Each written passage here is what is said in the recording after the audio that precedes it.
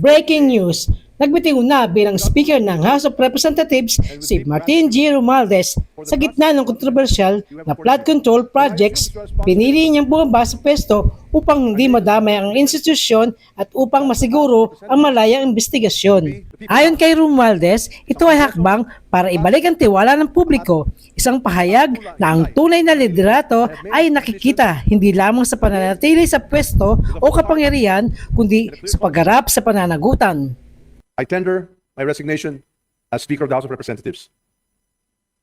I do this so that the Independent Commission on Infrastructure may pursue its mandate freely and fully, without doubt, without interference, without undue influence. Let the truth emerge and let justice be done. Mga minamahal kong kababayan, I leave this chamber as I first entered it.